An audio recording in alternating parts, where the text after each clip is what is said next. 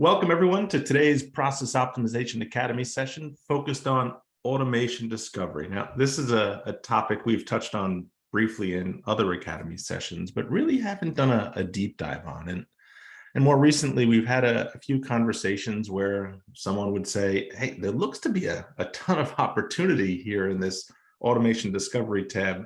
I'm just not really sure what this part of it means or where to start or what I should do next with the information that I'm seeing here. So we thought it was time to get some content out there to help folks better understand the value that portion of process optimization or the process optimization workbench was providing them. So really, I just want to thank everyone who's provided the feedback. Keep that feedback coming. We want to make sure that these sessions are providing value. So if there's a topic you want to cover, please let us know whether it's via email or a post on the community or a comment on the process optimization landing page. I want to make sure that these are valuable for you. Now, before we get to automation discovery, we have to get the Academy housekeeping out of the way for our newcomers and those who have stumbled upon one of our recordings for the first time. But after this one, I'm sure you'll go back and watch some of the others. The purpose of these sessions are to help us all get better educated on ServiceNow's in-platform process mining capabilities. We'll provide how-tos, practical guidance and use cases, product updates, and just really provide a place where we can exchange ideas and collaborate so we all continue to get better. How the sessions work, if this is your first time, we have a scheduled topic that we cover, usually for the first 30, 40 minutes or so. Then we open it up for questions on the chosen topic for that day. And then we open it up for just more general questions above and beyond the day's topic, sort of an office hours type feel. These sessions are recorded and eventually posted on the community. So if you don't want to be recorded in any way, maybe just put your questions in the chat rather than coming off mute. And then finally, feel free to post your questions in that chat section or the Q&A section, and we'll do our best to answer them. And then for those situations where we don't have an answer for your question immediately, we'll follow up maybe with a post on the Process Optimization Product Hub on the community, or use them as a topic for a future session, kind of like this one. This is the slide that says anything we say and do here today cannot be held against us in the court of law. It's also the slide that says, hey, as part of these conversations, if we make any forward-looking statements about what may be coming in future releases of the platform, you should take them as such and make no decisions based on them because those things are always subject to change. I'm sure you read the fine print. Really important because I know that Manjeet is going to be talking a little bit about our roadmap when it comes to automation discovery and finding automation opportunities on the platform. So I am lucky today to have a special guest, one of the leaders behind our in-platform process mining solution and someone who's been involved in bringing a number of different solutions on ServiceNow platform to life, Manjeet Singh. Manjeet, I know you've joined us before, but do you mind doing just a quick intro for everyone? Yeah, absolutely. Hi, everyone. My name is Manjeet Singh. I live in Santa Clara, California with my beautiful wife and 2 kids. I've been with company for about 7 years now in product management, and I love 2 things the most: building out great products and staying perfectly fit mentally and physically. So that's the goal. Perfect. So we have at least one thing in common. I'll let the audience figure out which one. All right. So what we're going to do here today, as always, we'll do a little bit of process mining 101. Then Manjeet's going to walk us through the why and what of automation discovery. He'll do some demos, talk a little bit about use cases that, in terms of how to use the information to identify automation opportunities on the platform. He'll give us some information about where we're headed with automation discovery and finding automation opportunities. We'll get to your questions. Then we'll wrap up with, hey, you loved what you saw. How do you get started? Here's some resources for you. And we'll talk a little bit about future sessions to come. So as always, the quick process mining 101 for our newcomers. With everything we do, there's a designed and desired path in our minds for how it should play out and how it should work. Like when we started thinking about this session here today, I totally thought that Manjeet would be here at least 2 minutes ahead of time, but it didn't play out that way. But I had a vision for how it was going to play out. And when we design things, we design for both efficiency as well as completeness to provide the best experience possible for anyone and everyone involved.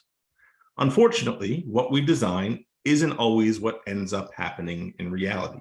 The reality is that not all the work flowing through the processes on the ServiceNow platform is going to take the optimal path. And that's going to have a negative impact on both the experience that the employee maybe requesting the service is having, as well as the people that are actually doing the work behind the scenes. Now, identifying what's actually happening within our workflows and then improving them isn't always the easiest thing to do. Now, what in-platform process mining, or our product named Process Optimization, allows us to do is use the audit log data that is generated as records move through a given workflow on the ServiceNow platform. And it allows us to then use that data to create a visual representation of what is actually happening within a given process. And this new level of visibility helps us accelerate our ability to identify process inefficiencies, non-conformant process activities, and in general, improvement opportunities, ways in which we can get better. Process mining gives us the ability to answer process questions that have historically been very challenging to answer. So whereas like traditional analytics will allow us to answer a lot of the what questions about our processes, process mining helps us answer a lot more of the whys. So things like, where is our process stuck? Where is the rework happening? Where are tickets ping-ponging between groups? And where aren't we conforming to the process that we designed at the very beginning of this whole thing, right? These are all things that have historically been very difficult to answer, and then more importantly, act upon. And now they're available to us in a couple of clicks, which you've seen in other sessions. We here at ServiceNow like to say process optimization is going to get you to the why behind all of those KPIs that you have on your dashboards today. Now, in past sessions, we've talked a lot about how our in-platform approach helps organizations move from just doing one-off process mining science projects to being able to include process mining as part of their continual or process improvement routines or cadence that they have inside of the organization. And this is because the platform provides connected solutions that help at all four phases of a process improvement workflow, if you will, or a program. So at the detect phase, the analyze phase, the improve and monitor phase. Now, today's topic is bucketed on this slide in the analyze section. But as you'll see, as Manjeet goes through this, it actually touches on all four phases in one way or another. And with that, I'm gonna pass it over to you, Manjeet, to kind of just take us through automation discovery, its power, and kind of some of the use cases that are out there. All right, so let me share my screen and get going here.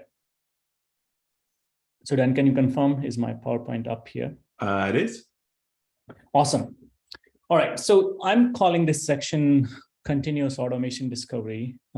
This is very close. This topic is very close to my heart more recently because as a company, we have a dedicated strategic focus around this term called hyperautomation, because the platform has evolved so much, and we have so many Lego boxes already in the platform when we think about automation, different kinds of automation.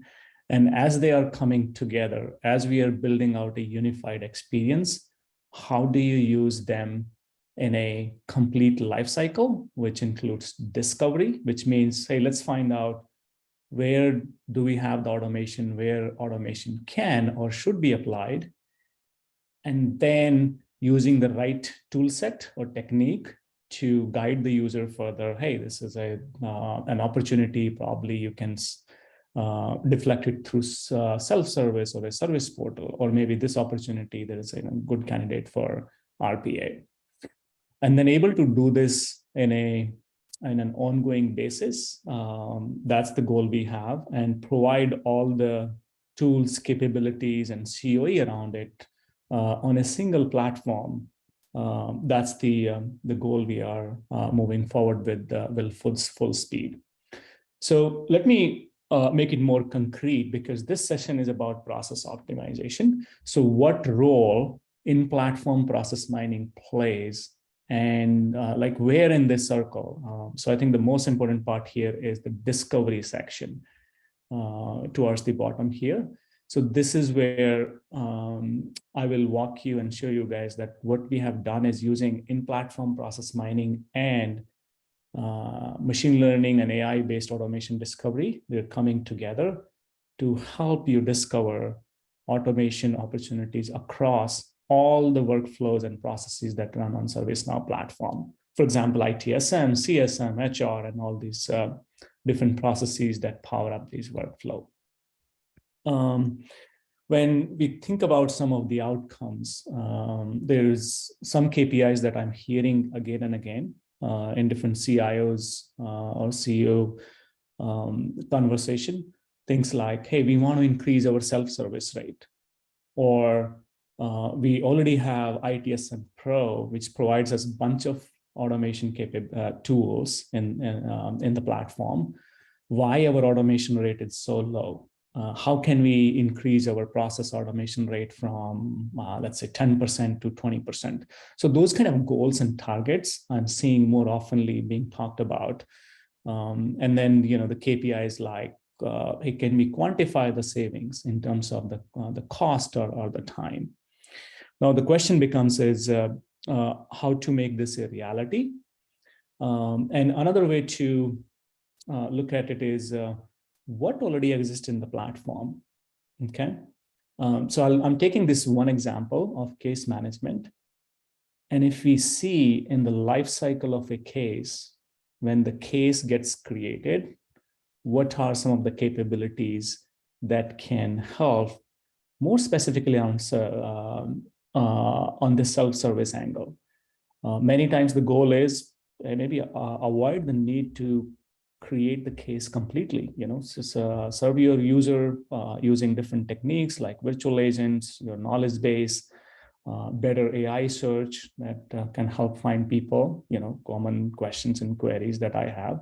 For example, today morning I searched, they're like, do we have the Wednesday holiday, because it's Thanksgiving week? And we responded me yes. So things like, I think some of those common, otherwise, those might become a case that somebody has to work on. The second part of the journey is, let's say the case got created, okay?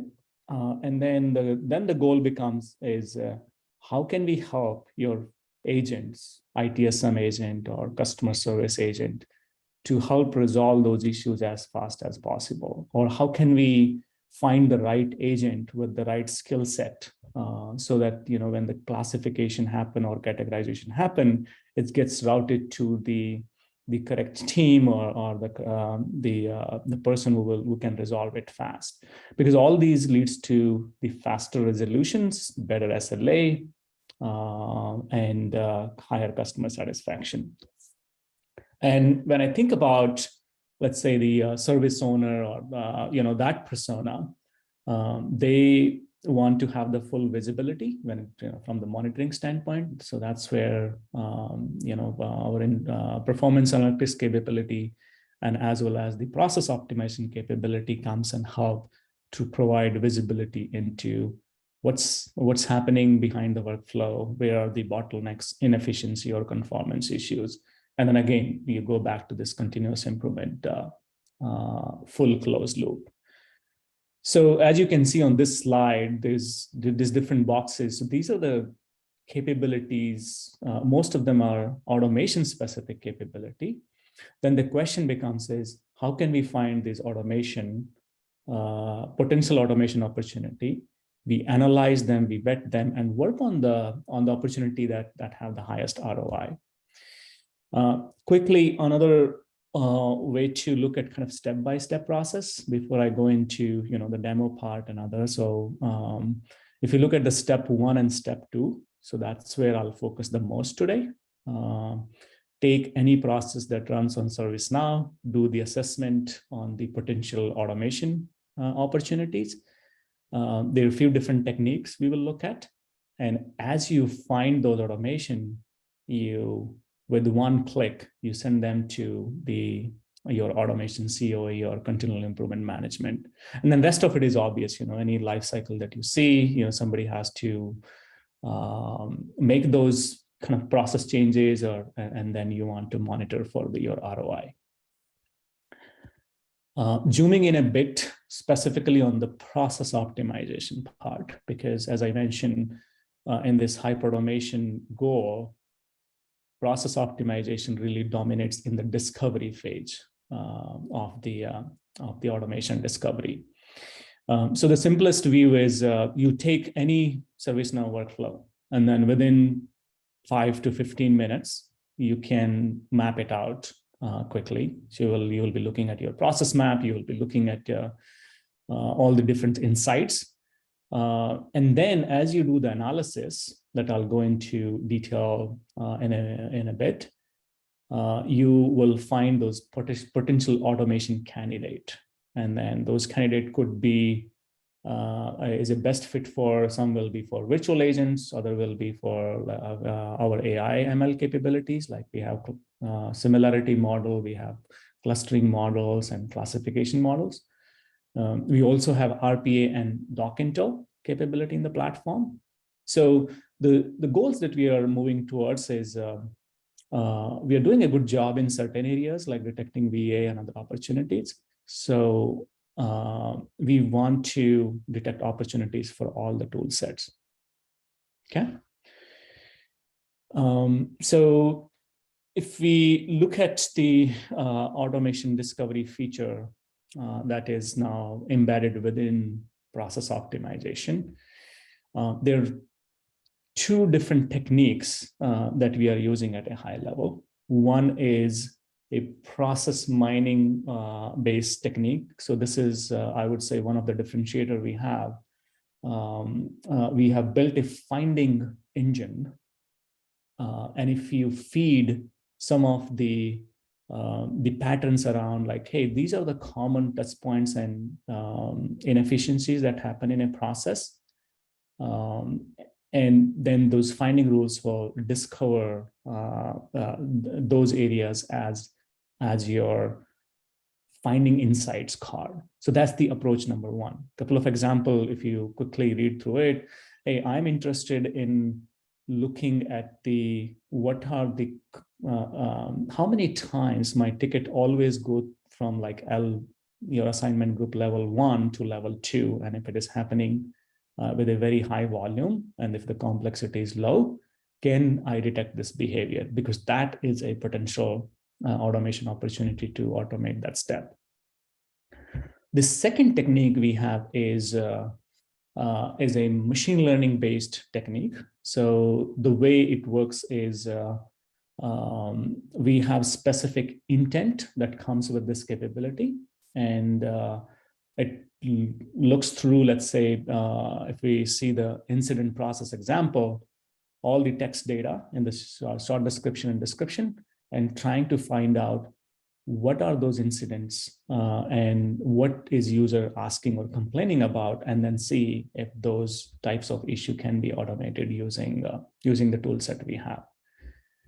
So let's drill down a little bit more, like to make it more concrete. So what the process optimization native capability will help you do, and this machine learning technique embedded within the same workbench. So two quick example. First one is this manual triaging. We have seen a lot of customers like, hey, we have this sizable team, and the only thing they do is pretty much, incident comes into a shared mailbox or somewhere, and then they those teams analyze those, spend a few minutes, and then send it to the right team. And I think this is a good example because we have a very mature classification model which can now understand all the incoming incidents and help auto-classify. So if in this case, in this example, we ran it through an internal use case. If you see the incidents were coming into IT help desk where my mouse is, and it was going up to this group. But once we have the classification model is applied on that particular step, the auto classification is happening using this machine learning model. So, and we have achieved kind of significant success where people are pretty happy. It's like, hey, 80% of the classification is correct now, and some of those savings can be quantified in terms of the time saved and the cost saved. Another example we can look at it is this is a very common issue that we are seeing. Anytime Dan and I are on a call with customer and it's like, hey, you are running the PO first time, we want to see it. And one issue we always see is waiting for customer information or waiting for user information. And many times this field get misused in a way, teams, knowledge issue, skills issue, the root cause could be, different. But this is another example, an opportunity where once after you do the drill down, is like potentially using maybe an RPA, and then how you can nudge the people, how you can inform that, hey, this thing is sitting in your queue,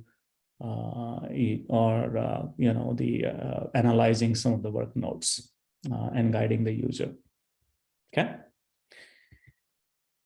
So with that, the context of the how we are thinking about the continuous automation discovery, the two techniques I talked about. Let's look at the individual features that will help us discover the automation opportunities when you start using process optimization. So first is we will look at the finding rule-based insight. I think this is, as I said, this is one of the key differentiator we have in the product. Once configured right, this works beautifully. And we are providing a lot of, the good finding rules as part of the different content pack, ITSM, CSM, and HR. The second feature that process optimization has is a variation analysis feature. So we'll see how this feature is helpful in analyzing the potential automation opportunity. Of course, we will look at the ML-based discovery I mentioned. And then some of the new enhancement that we are bringing in is look for specific patterns at the process level. And here's some good examples for you to think about.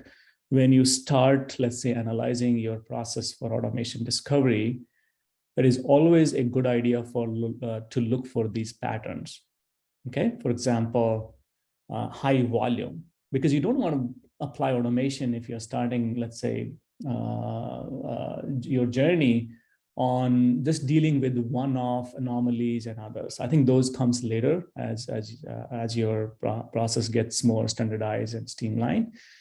The first guidance we provide is you look for high volume, low complexity, low standard deviations, less rework or repetitions in scenarios, because a lot of time people are getting involved. So most likely, it is a complex problem. Or approvals you can include.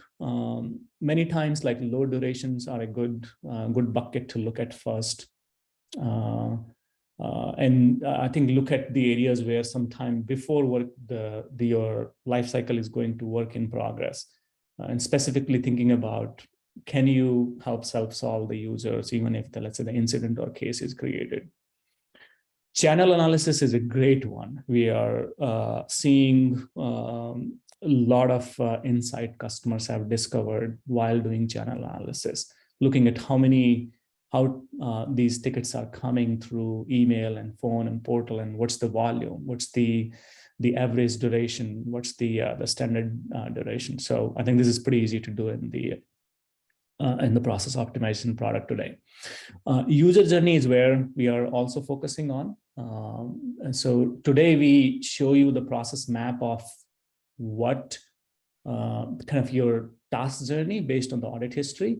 And now we are also thinking about extending into going beyond, like you're at the user interface level. Like as people comes to service portal, in the future releases, we will be stitching together that user journey as well, so that you can see, hey, these many people came into service portal, these many people did the search, they ended up in this KB article, or 10% of them got diverted to virtual agents.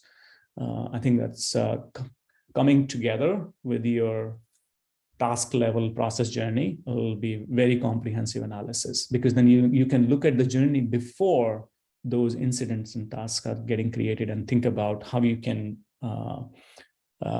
provide more self-service and increase automation. Okay. All right. So I guess lots of slideware.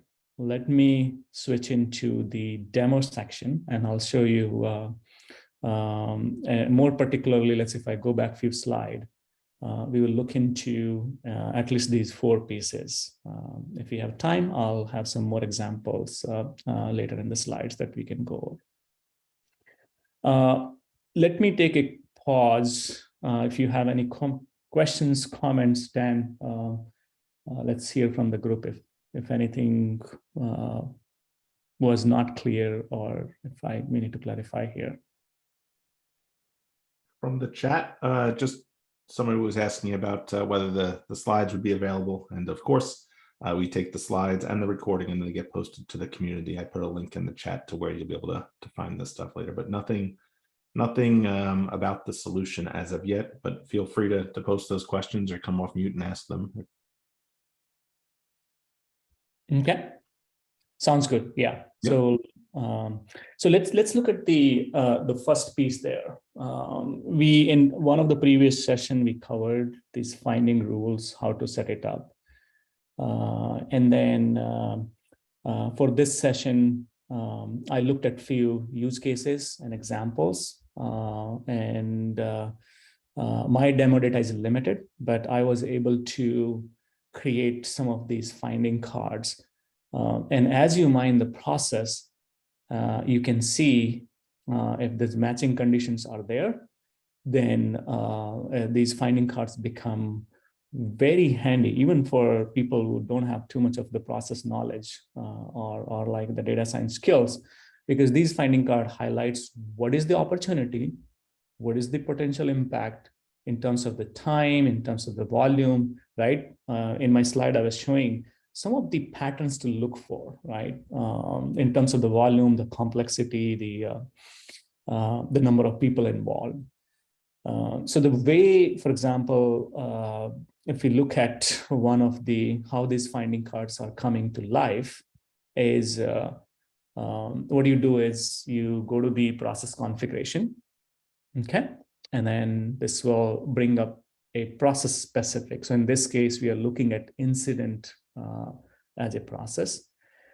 And down, if you scroll down, the bottom section is this where you define your finding rules through these finding definitions. So for example, for more details on how to kind of set up these findings, we have another session. I would say you refer to that. But let me show you a couple of examples that how I have set it up.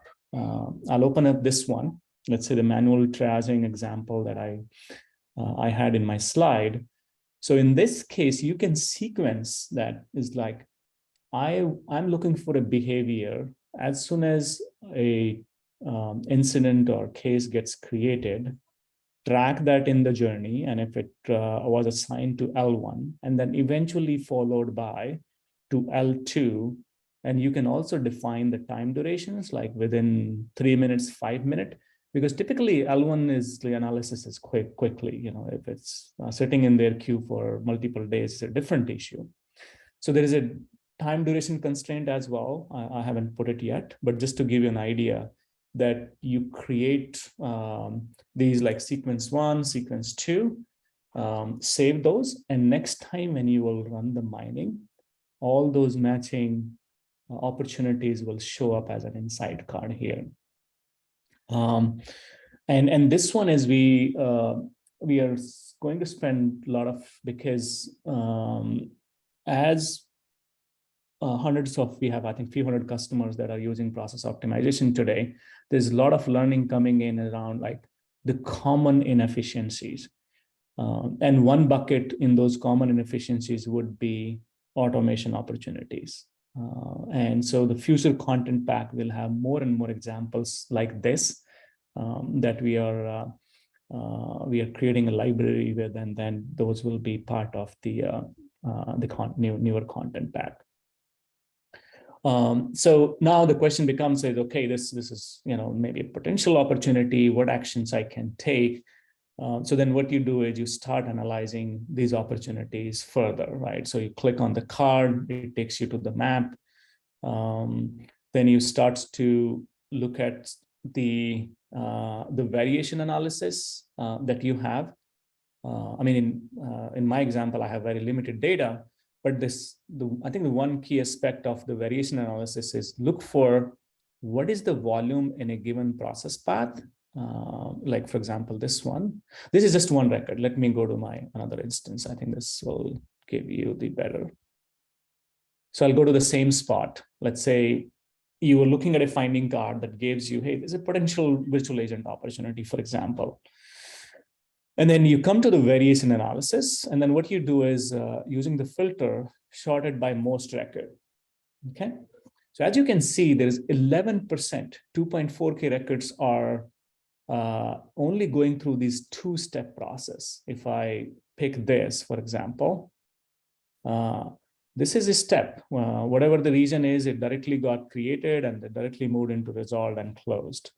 Then what you do is, okay, maybe if this is not interesting, let me include the second one. So this is the path that it's taking from here, assigned to resolve. So maybe this one is a little interesting. I'll click on it, see more data, apply transitions.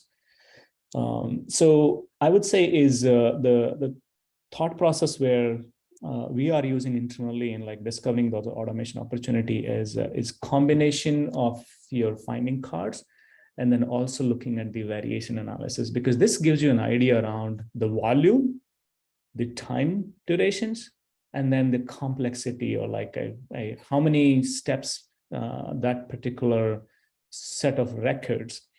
And in one customer scenario, we found out like their 40% of the volume was taking a very straightforward path, a very high volume, like the 300,000 customer cases. And then they found that particular opportunity very interesting. And then I think they applied two techniques. One is advanced work assignment because the work was not getting in the queue, and then some VA opportunity. Okay. The another, if you think that, okay, these finding cards are, you can set these up in here. Good news is we are making this capability much and much easier. In fact, the part of the finding, we are exposing it even outside of the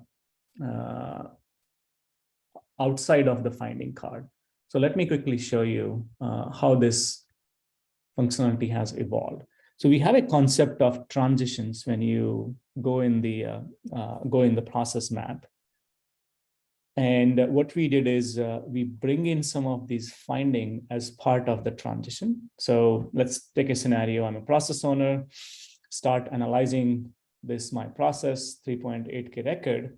But then I want to look for, I'm going back to my slide. Like I'll pick one or two kind of, let's say, I want to look at some of these patterns. And maybe with a combination of how many teams are touching these cases. So then what you can do is with this transition logic, you don't have to even create a finding card. You can create your query right here. And this makes it much, much easier. So let me show you one example. For example, let's say I'm interested in looking at incident that moved to, let's say, that went all the way to resolved or closed. So let's take that example. Incident state is resolved and maybe first occurrence. Then what you say is I'll add next one. Incident state, it came back to, let's say, work in progress. Okay. In progress and all incident. And the good thing is you can define some of these conditions that were previously part of the finding rule, eventually followed by, or not followed by. So now you can think of your own scenario. For example, I'm interested in, I have these multiple teams, like we have team in San Diego, Santa Clara, in our India IDIC office. And some of the cases that we analyzed is, hey, because these teams work kind of around the clock, and then they wanted to see how the work is getting passed around between those teams, and then can it be, there is some automation opportunity. So In that case, probably you'll not do with state. You can do with the other, like if you have assignment group or as part of the activity. Another great thing is you can define your constraint right here. I think time-based constraint is, I'm interested in if an incident comes back from resolve to work in progress within 2 hours, that may be an interesting one because we said it's resolved, but then the user said, no, it's not solved.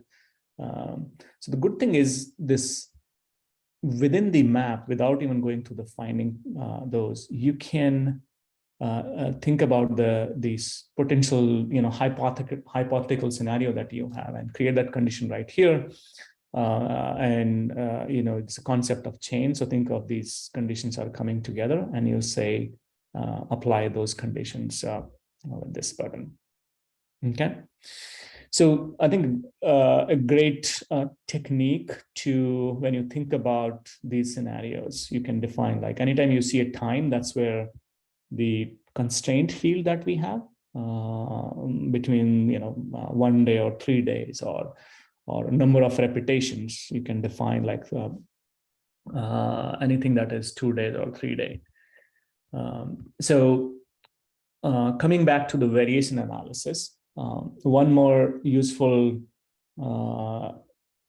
analysis to, I think that should be done is, as I mentioned, what you are seeing here is all your routes. Okay, how many? If I clear, let's say all the routes, and if as you have seen, if I show you the entire picture of the process, this spaghetti map, right? Because this one is very hard to analyze, and that's where you come to the variation analysis, and we have a filter here. Okay, so then you can say, I'm interested in analyzing my cases for automation opportunity. If my cases is greater than, let's say, 200, because I care about volume, because more volume, and if this is an automation opportunity, the better ROI. Then you can say is this, and I'm looking for the complexity. So one way that field that gives you the indication of complexity is steps. So then what you do is, if my step is, let's say, less than 5, okay? So the good thing is you can filter, because these number of routes, if you see where my mouse is more than 3,000. And it's like, okay, it's too much, but I want to really go into this, anything that high in volume, low in complexity, and maybe probably the time factor as well. Average duration is more than 1 week.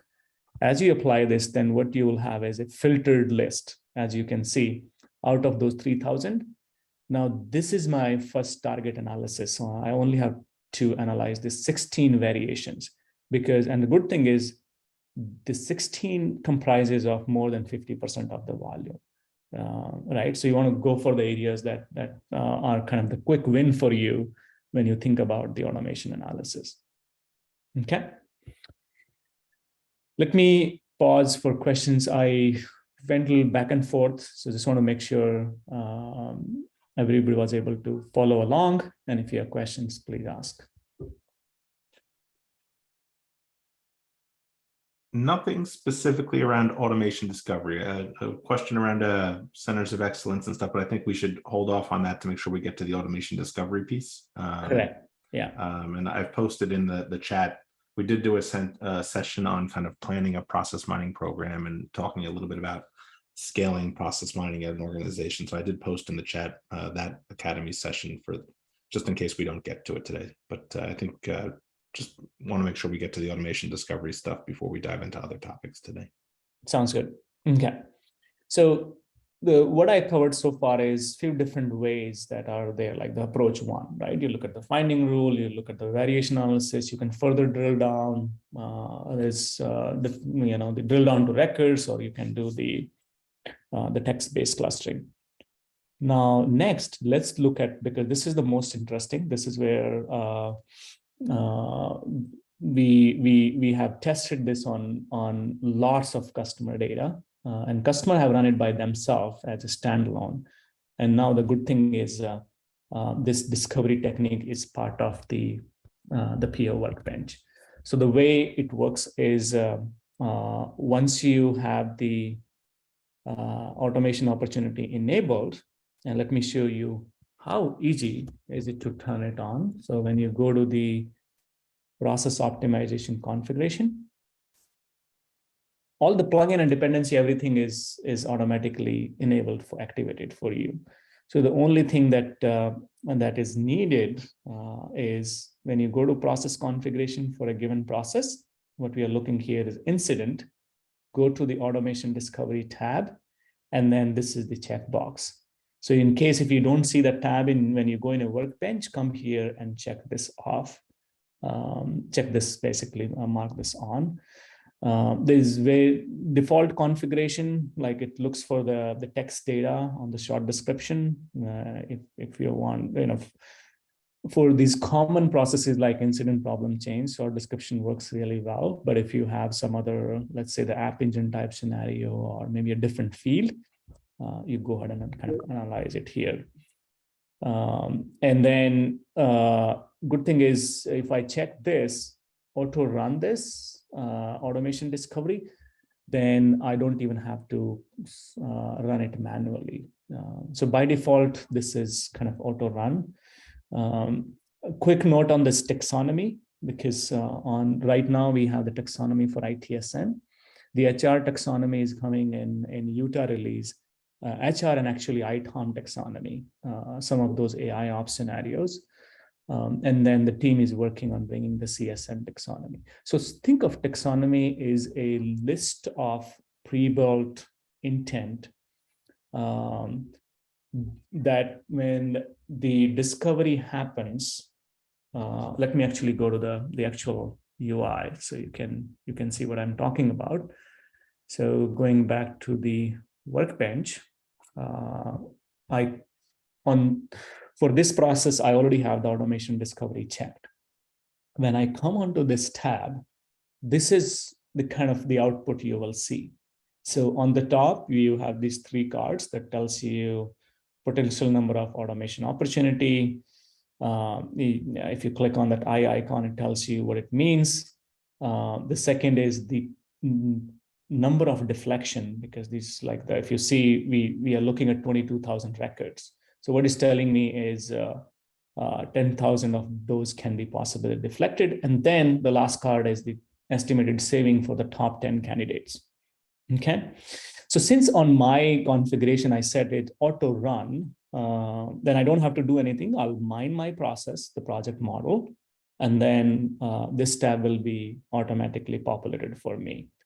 So now as part of the journey, some analysis, as I said, I'll do it here, and then I'll come into the automation opportunity.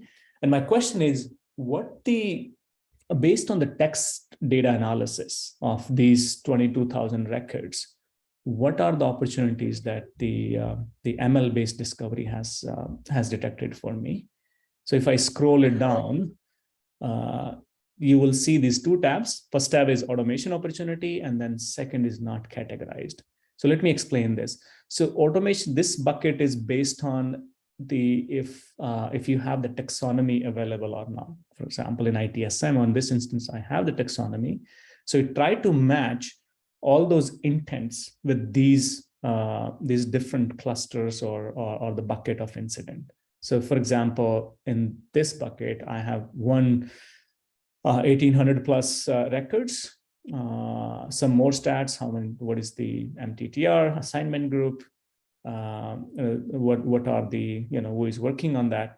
And look at this field here, virtual agent ready. So what it is telling me is that this opportunity is not only that it's a VA candidate, but I already have the VA content pack installed. So which means, this is the good opportunity to automate through VA. In some cases where I clicked on it, we track the actions, right? So for example, when I was looking at this one, I can see that the VA topic it is linked to is unlock password account, because if you see the cool thing about this feature is it analyzes all your same process data that you're looking in the map, and then it looks for these opportunity based on the text. So it's telling me it's related to the user account unlock. And then here's a cool thing. I already have a VA topic available for us to implement. And then when it comes down to the implementation, you can go to the, I think my build is not latest. So it's one more card you will see here is the open the topic recommendations. And that's where you can go and start. It takes you to the actual VA and then the topic where you can attach these records, and they will start automating. So Dan, probably we can link the video in the there is a dedicated video on the journey. Let's say if the topic is there, how to attach a new topic, or then because there are few scenarios that we are telling virtual agent ready, and if it's not a VA ready, then how do you link it by yourself? So those capabilities are there as part of our kind of NLU workbench now. So now what you do is the one is, okay, one important feature I should call out here is because this is integrated into process optimization. Now, one question you may be asking is, hey, can I see the process behind these? Right? Because I'm in my process workbench. Can I see how these 1,800 records are solved today from end to end in a process map? Yes, so that can be done. You see this link here, open process map. If I click onto this, so what happens is it takes that ML, that bucket, those 1,800 records, and then it filter out my process for only those records. Now in this view, I'm not looking at my 22,000 records. What I'm looking at is those 1,800 records. And now I can see, just as the second part of the analysis, hey, is there more complexity involved? How much time do we have between, let's say, if I put the duration metric, and just is getting a little more confidence is whether this opportunity is worth spending time on further, or making a proposal that we should automate. So that's, I think, another benefit of looking at what the clustering and the automation discovery technique is telling you, and then also looking at the process behind it side by side, right into one workbench UI. Now, coming back to the, let's say if you don't have the taxonomy available for your table or kind of your process area, in that case, what will happen is you will not see anything under the first bucket. The fallback technique that we have is a clustering without the intent taxonomy. So, which is pretty useful. I mean, this makes it a little bit more, targeted. It tells you something is virtual agent ready, and then in the future releases, we will look for, is it an RPA ready and doc intel ready, and other techniques that we have. But I would say this one is still pretty useful because it will not give you those, whether you have a virtual agent intent or not, but it can still tell you that what other clusters that you have, and what is actually the, it's, for example, if I look at these records, these are about telepresence, and then the question becomes, hey, should we create a topic for telepresence, or and maybe drill down into these records, or look at the process behind these. So I think then it comes down to the analysis. The good thing is all this is coming together. You don't have to do it in a standalone, and then look at the process behind it, all the variation analysis, and then of course the power of finding cards. I would say, just going to chime in real quick, Manjeet, on that scenario where you have like just the clustering, and we might not have the matches inside of automation discovery. A common use case is just to mine the tickets that are coming in categorized as other, right? We all get a bunch of those. I'm guilty of it here at ServiceNow. I am that lazy person that doesn't look at categorizing it when I'm filling out the form. I just say other, and then put something in. But those buckets of others, the clustering portion of the solution there, really helps you get an understanding of kind of, hey, are there any volume-based opportunities in those other areas that I can start acting upon, and improving the service a little bit. So that's a good use case for the other scenario for those lazy folks like me that are out there. Yeah, that's a good one, Dan. Yeah. So in couple, I mean, in the remaining part of the slide deck, and we will share this. We have put together a few more ideas and then things to look for. So, for example, ping pong. We mentioned. It's always interesting to look at your P3 and P4 cases, because usually we found a lot of opportunities there in our case management, because people were really focusing on P1 and P2. But there's this large volume of these low priority tickets, but those are important from the your employee experience and from that standpoint. So we will be extending this automation discovery to RPA and Doc Intel. And the way we are approaching is for RPA, it's the same technique. We look for the specific intent, and it's like, hey, if I have a password reset RPA bot available, and if password reset is happening in a third-party system like Okta or Citrix or your mainframe, then we can look at those set of those requests or incidents and then automate using RPA. Doc Intel is an interesting one. We are seeing a lot of opportunity in not all the workflows, but I think the workflows that are very attachment/documents heavy. Case management, we are seeing good use cases there. We have some new workflows around procurement and accounts payable. So that's where we see this Doc Intel discovery, automation discovery will be very useful for the customers. And the way we are looking at it is, okay, what type of documents are used, and can those documents be handled through our Doc Intel and the OCR technology?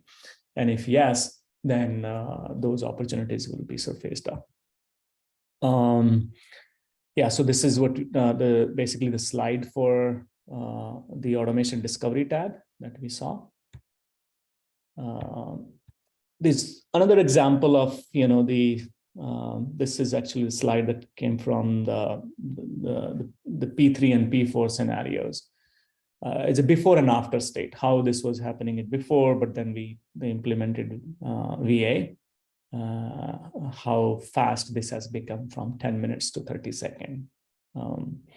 So this is an idea to how to kind of think about when you look at the good thing is process mining tells you these, the steps now, because which was earlier very hard to look at how many steps are involved when you will have to ask your users or your customers.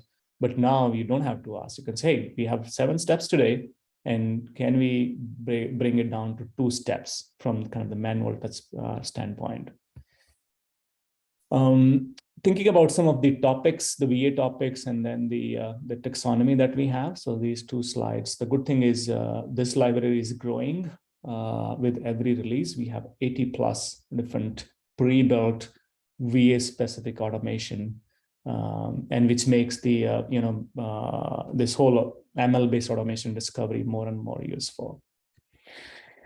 All right, so let me then try to kind of wrap it up here. So the last piece maybe I can show is one is the kind of discovery. Okay, you find automation opportunity at the process level, and then you submit them in the as part of your this experience where SIM initiative, and if you have the automation CO installed, then you will see one more action, which I have in this slide, automation opportunity. So you will, it basically you have a choice now, whether you want to track them as SIM opportunity, or if you want to use the another purpose-built COE location. We call it an automation center. But the goal there is wherever you are tracking, I mean, try to make it as a central place, because one of the goals should be not to do it in silos and not to build these RPA or VA in a different teams. It has to be, the more central, so you can increase reusability, you can increase your knowledge sharing, and then otherwise I see these automation effort, they happen. I mean, the teams kickstart, but then there's a lot of effort getting wasted, and then the good thing is that automation center has some pre-built dashboard and KPI, so that continue to show you the automation achieved through RPA and those as you apply them into the process. A quick look at the roadmap. So we, as I said, we have it for today, in even like before Tokyo, automation discovery for virtual agents. The ITOM is ITOM discovery came in Tokyo. And then in Utah release, we are working on adding those taxonomy and then kind of the rest of the pieces for CSM.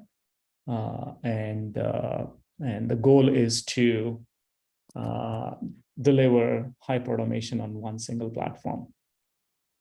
Dan, back to you. I think we only have 1 or 2 minutes left. That's quite all right. Thank you, Manjeet. And a couple of questions came in during your portion here that were things that we may have covered in other sessions. So I've posted links in the chat to those other sessions in which we covered something specifically, let's say like that automation center piece that you just discussed there.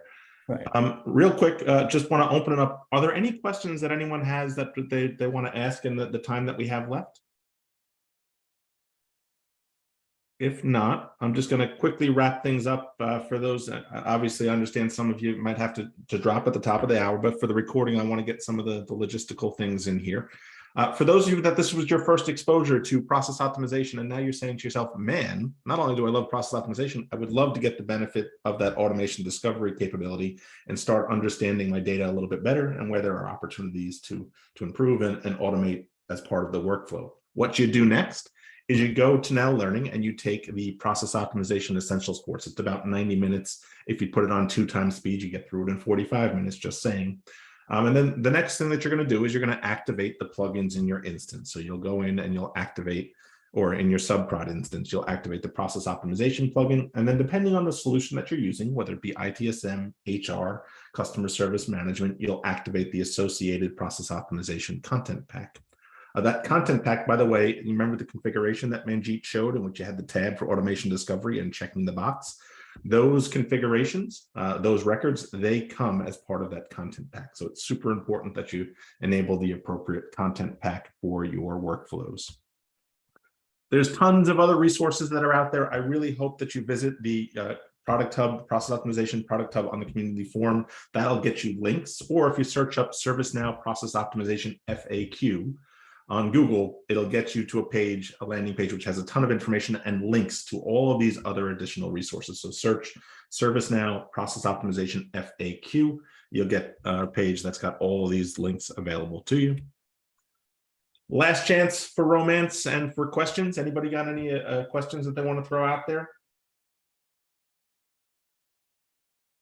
All right. And either it was too easy or it was No, we just had a lot of content, a lot of content there. And the beautiful thing is that we now have it recorded so people can go back and watch it at a high speed or a slow speed, depending on what they want to do. Now, I just want to wish everyone that's watching this, we are coming up on the Thanksgiving holiday. Everyone that celebrates, have a fantastic Thanksgiving and next week.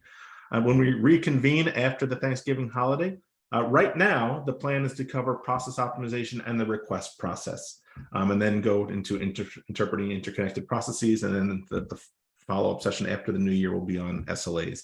But we are always looking for ideas, and as you've noticed, we've adjusted the content based on people asking, hey, we'd love to learn more about this topic. So if you do have ideas for a topic that you want to cover, please post them in the community or reach out to me directly. I'd love to hear from you. That way we get the content out there that people are interested in seeing and learning about, rather than us just making up what we think is important to you. So it's all about you. Make sure you get us some ideas for the content. Other great academies out there that if you're haven't checked them out already, please go check these out. And with that, thank you for your time and attendance. Manjeet, thank you for stepping up and providing us a lot of information about automation discovery and how to find automation opportunities. Really appreciate you helping us out here today. Thanks, everyone. Thank you, everyone. See you next time.